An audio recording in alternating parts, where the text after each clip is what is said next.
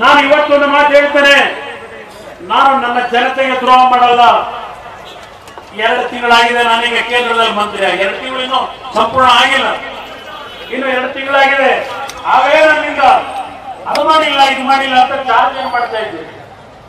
ಇದು ಒಂದು ಮಾತು ಹೇಳ್ತಾನೆ, ಯಾವುದೇ ಕಾರಣಕ್ಕೂ ಇವತ್ತು ಯಾವ ತಮಿಳುನಾಡಿನ ರೈತ ಬಂಧುಗಳು ಹೇಳಿದ್ದಾರಲ್ಲಿ ಇನ್ನೊಂದು ಜಲಾಶಯದ ಅವಶ್ಯಕತೆ ಇದೆ, ನೀರು ಹರಿದು ಸಮುದ್ರಕ್ಕೆ ಹೋಗ್ತಾ ಇದೆ, ಇದನ್ನು ಅವ್ರು ಏನ್ ಹೇಳಿದ್ದಾರೆ, ಇದೆಲ್ಲವನ್ನ ಇಟ್ಕೊಂಡೆ ಕಾನೂನುಬದ್ಧವಾಗೇನೆ ಮೇಕೆದಾಟಿಗೆ ಪರ್ಮಿಷನ್ ಕೊಡ್ಸಪ್ಪ ಅಂತ ಹೇಳ್ತಾರೆ.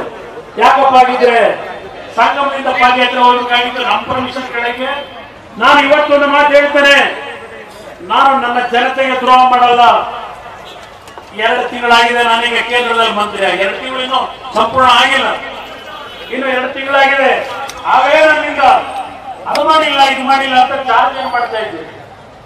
ಇದು ಒಂದು ಮಾತು ಹೇಳ್ತಾನೆ, ಯಾವುದೇ ಕಾರಣಕ್ಕೂ ಇವತ್ತು ಯಾವ ತಮಿಳುನಾಡಿನ ರೈತ ಬಂಧುಗಳು ಹೇಳಿದ್ದಾರಲ್ಲಿ ಇನ್ನೊಂದು ಜಲಾಶಯದ ಅವಶ್ಯಕತೆ ಇದೆ, ನೀರು ಹರಿದು ಸಮುದ್ರಕ್ಕೆ ಹೋಗ್ತಾ ಇದೆ, ಇದನ್ನು ಅವ್ರು ಏನ್ ಹೇಳಿದ್ದಾರೆ, ಇದೆಲ್ಲವನ್ನ ಇಟ್ಕೊಂಡೆ ಕಾನೂನುಬದ್ಧವಾಗೇನೆ ಮೇಕೆದಾಟಿಗೆ ಪರ್ಮಿಷನ್ ಕೊಡ್ಸಪ್ಪ ಅಂತ ಹೇಳ್ತಾರೆ.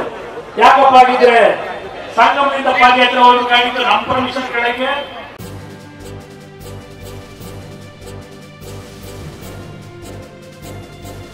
ಇದು ಮಾನವೀಯ ಸಂದೇಶದ ಜನವಾಹಿನಿ.